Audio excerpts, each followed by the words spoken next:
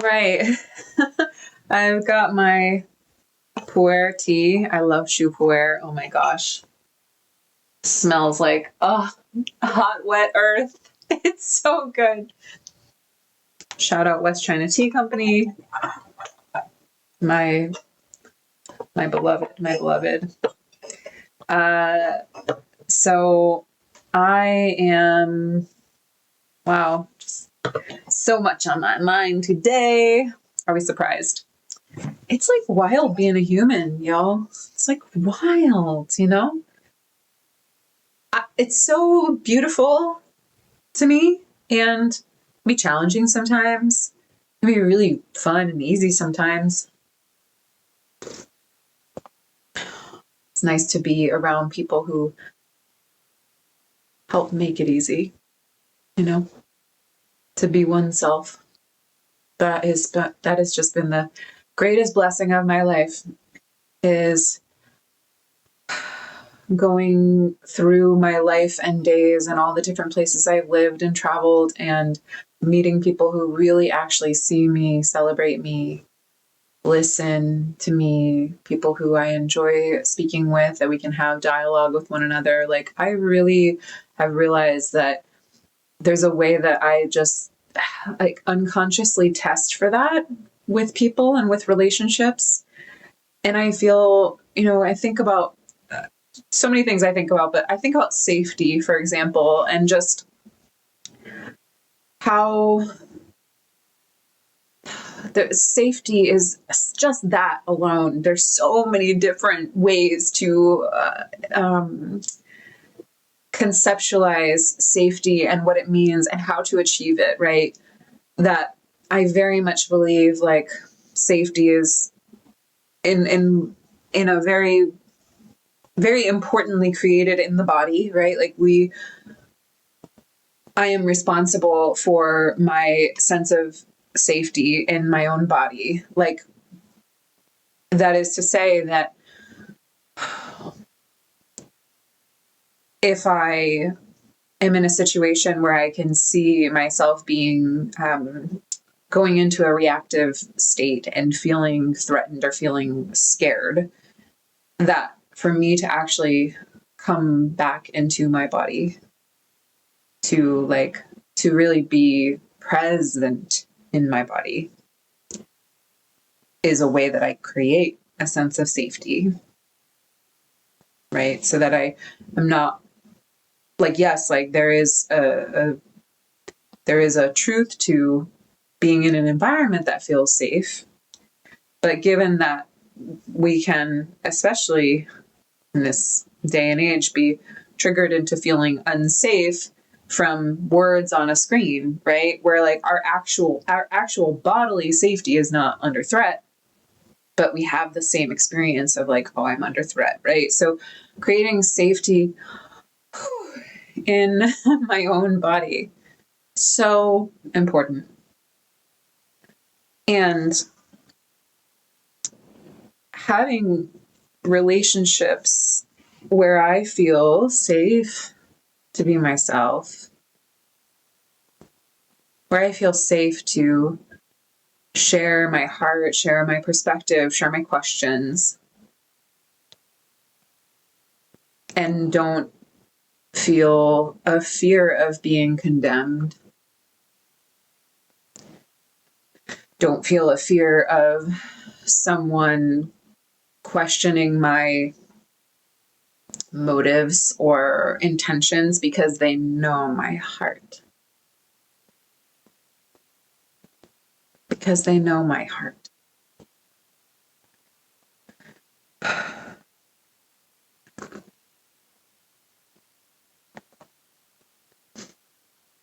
I think part of the reason I'm bringing this up is that I know that some of the things I've already said on this channel and things that I will continue to say,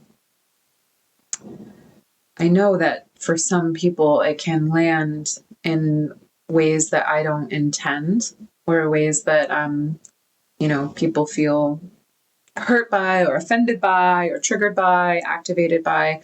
And I have really had to learn, y'all, I have had to learn like that part of the taking deep responsibility for my own life and self is also granting other people full responsibility for their self, for their experience, for their reactions, for their emotions, for the consequences of their actions, right? It's like as I've walked forward in my life, taking greater responsibility for my own experience, it's been reflected out in my recognizing that everyone else is responsible for theirs. And look, when I like, as I have done that, I have been so much more able to sit with people and ideas that at one point in my life would have felt so hard, so triggering for me, activating for me, and reactivating. So like causing a reaction, right?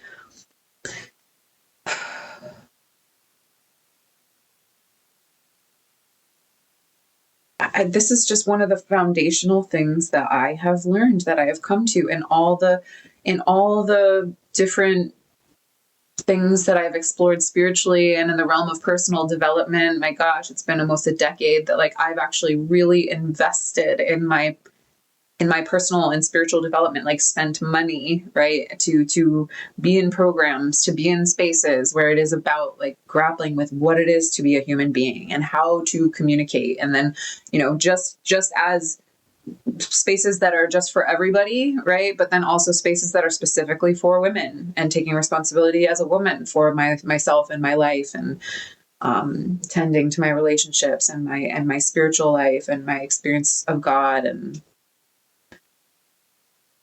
I just continue to come back to as such a foundational principle the importance of taking responsibility for one's own life.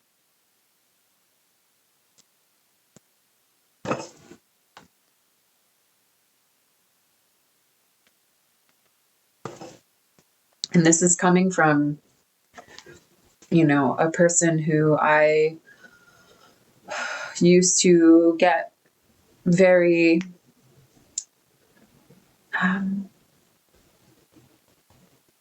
focused on what other people were doing wrong, or the blame that I held toward other people.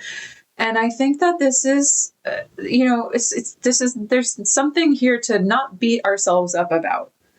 This was pointed out to me by a beautiful friend and a woman who's provided mentorship and guidance for me in my life, Ginger Kern.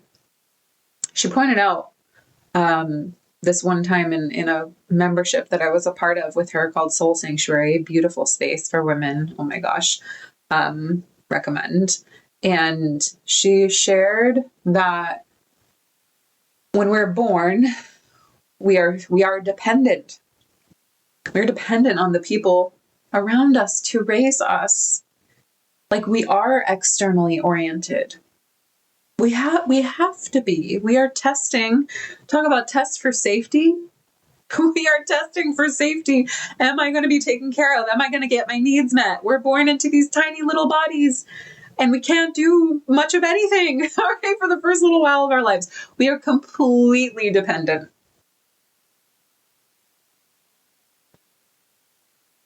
And I think that part of the maturation process for any individual, and part of what I feel families and parents and like culture is spiritually tasked with, is setting people up for the process of becoming like developing that internal orientation, right?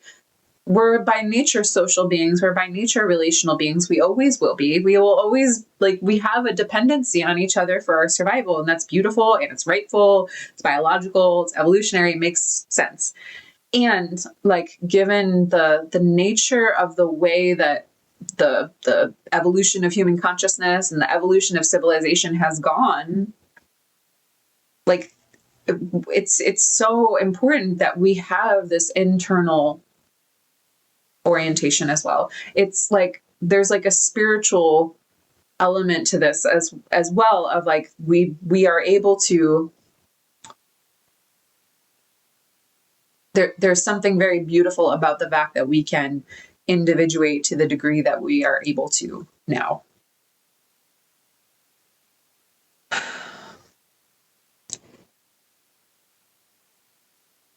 That we have an ability to be so uniquely ourselves and to discover what that means in the world. Like, that's so cool. Do you want to know something? Do you want to know something wild? Oh my gosh, I love it. We're just drinking tea together. This is something that occurred to me a few years ago, and I'm still in awe of it. Okay, so I don't even know, what is the population of the world now? Almost 9 billion, something like that. Let's just call it 9 billion. So every year that there are 9 billion people on the planet, maybe it's 8 billion. We'll say it's 9 billion. So for however many billions of people on the planet, in 1 year, we have lived collectively 9 billion years of human life and consciousness.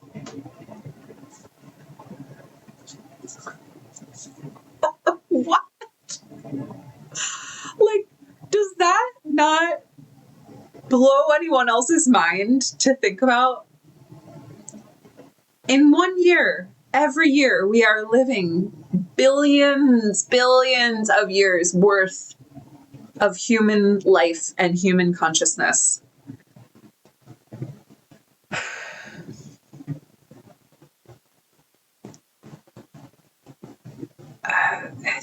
I'm in awe of that. And it's like, let us not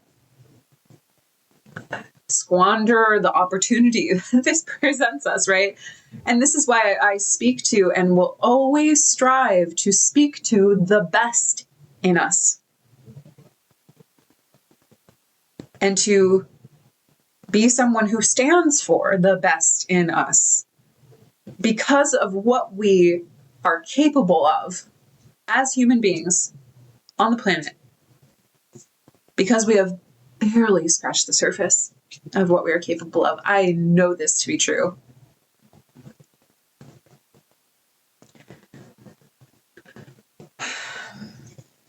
Like, imagine if the conflicts, the cultural and political conflicts were actually resolved to a degree that enabled people to generally live healthy, functioning lives. What creativity and innovation becomes available to us?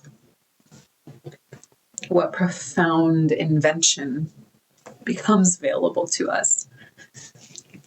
And I have said this for a really long time, and I used to be met with a lot of people who would say, like, oh, you're just idealistic. And okay, people have driven humanity forward because they had a vision. People have inspired ideas and literal political structures and systems and spiritual pathways and religious institutions and all kinds of things because they had ideas, because they shared them, because they were willing to stand for them, right? So I don't need for everything that I envision for humanity to happen in my lifetime.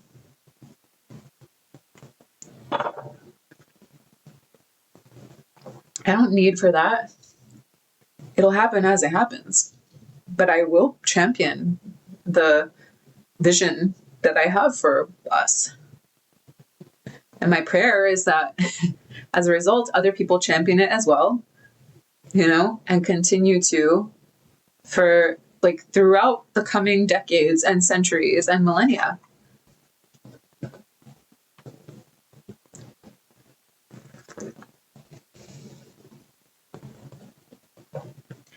You know, I'll put it like this. I thought it was so interesting. I had this thought of, can you imagine hundreds of years from now, people looking back at this time in human history and just like, wow, they really didn't know. They didn't know that they didn't have to be like at war with each other the way that they were. They really didn't get it. And wow, so many people died. They just didn't know, you know? I even think about that sometimes with like the kinds of films, you know, Hollywood and mainstream media, and like the kinds of films that are made that depict so much conflict in human relationships. And I think about, you know, people in the future watching our films and being like, wow, they were, it was so dramatic. Those times were so dramatic.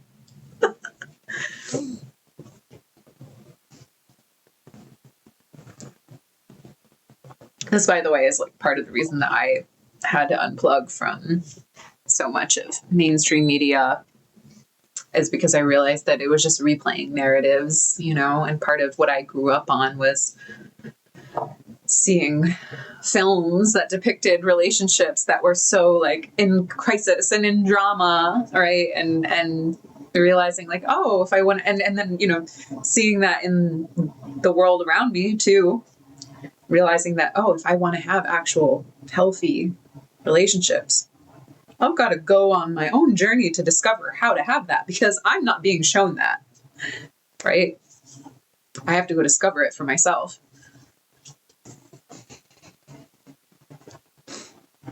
So,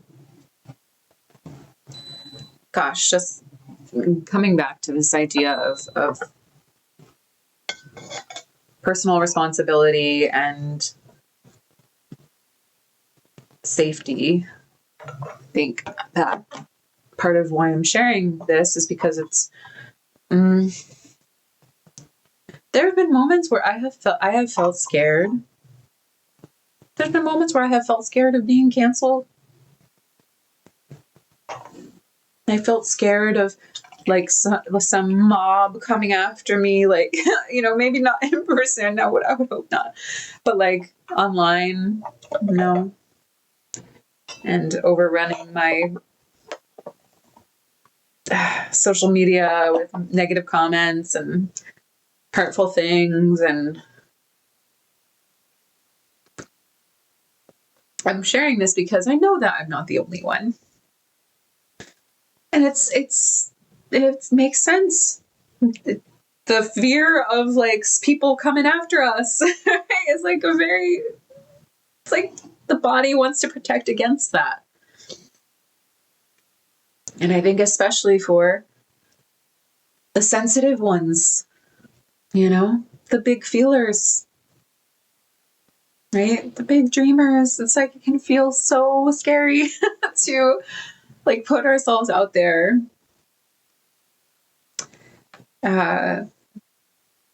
For fear of what people will say or the misunderstanding. And I just have come to this place where it's like, am I just going to live in that fear, forever and not speak? No.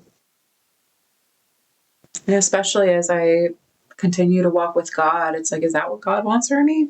To be on earth, to just have all these things that call to me and that, you know, I feel interested in and inspired by and passionate to speak about. And I'm just going to sit here and not say anything, not ruffle any feathers or rock the boat or be misunderstood, right? Like I don't want to live that way. And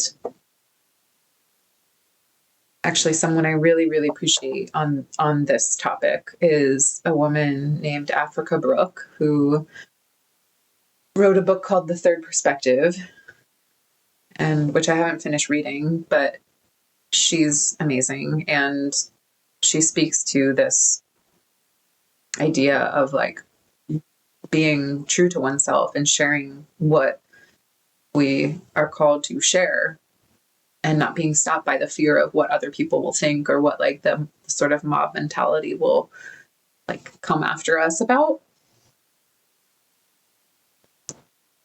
And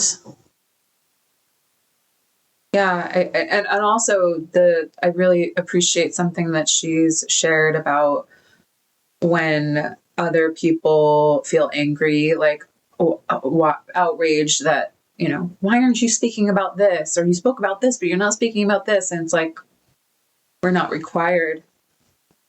We are not required to do or say anything that is not true for us.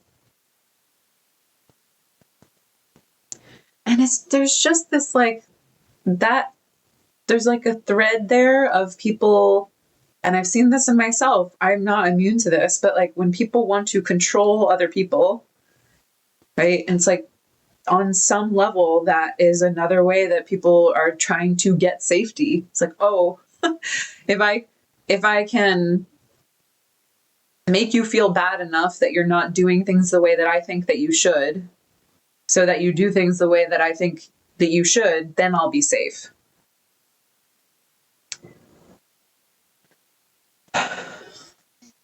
You can see why I find it so important to create a sense of safety in like multidimensionally in healthier ways.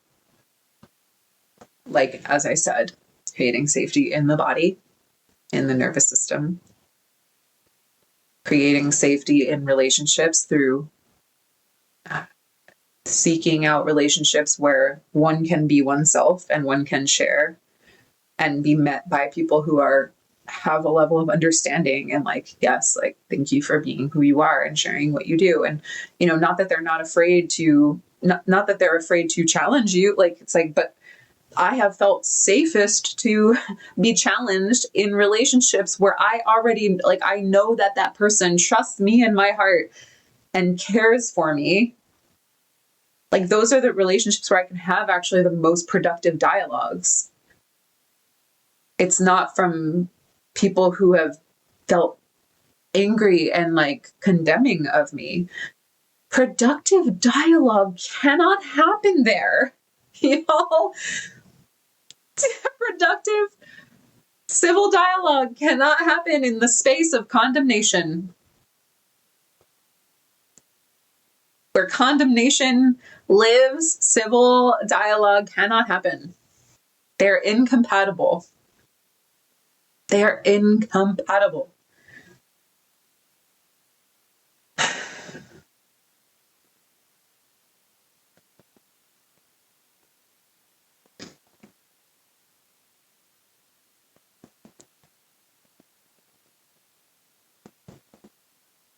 It's just so important that we learn to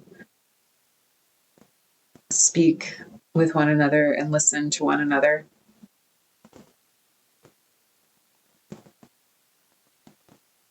If people think that that's a tall order, if people think that that's a big ask, I would invite you to consider, what is the cost? What has the cost been, and what will the cost continue to be of not doing that? Of not being willing to speak and listen in a way that is constructive and as civil as possible, and with a willingness to really meet another person inside of a conversation or a group of people, right? Like, our listening is so important. And we are the ones who extend our listening, right? We extend our listening. Demanding it from somebody else. You can try. But what I have found over and over is it's extending it and offering it ourselves. That is the starting point.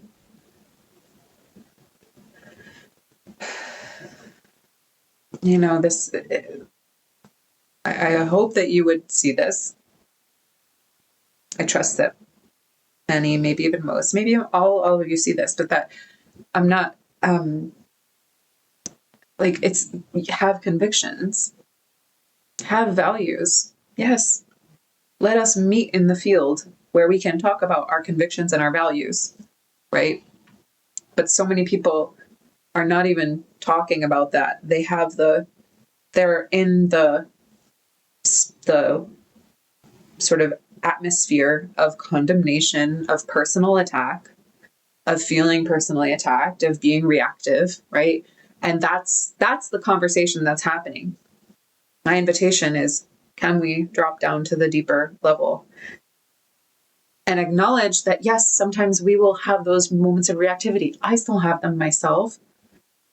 I'm very grateful that I can have those moments again inside those like safe relationship containers where I have a reactive moment and then I can acknowledge it and say, wow, like I really saw that I was being reactive there.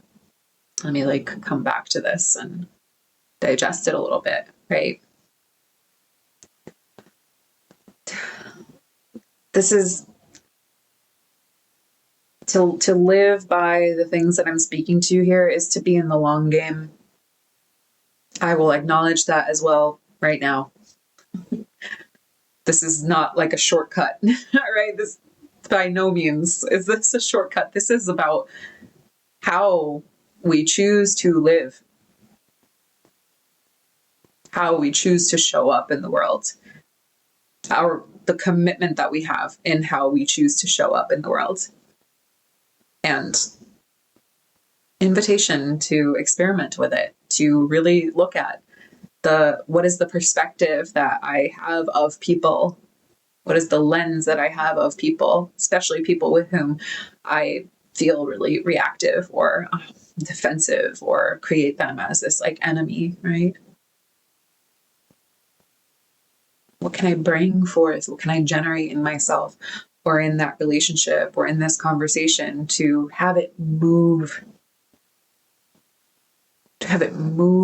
and move differently,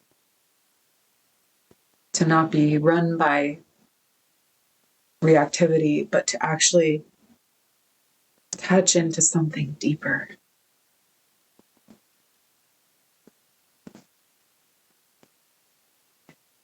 So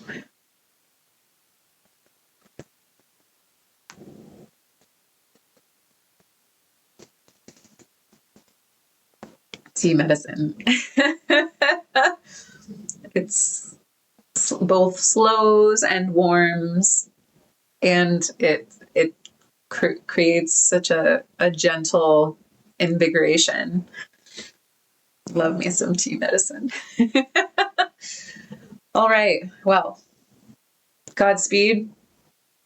Thanks for tuning in to another video diary, and yeah, blessings, friends. Be good to yourselves. Be good to each other. Love you.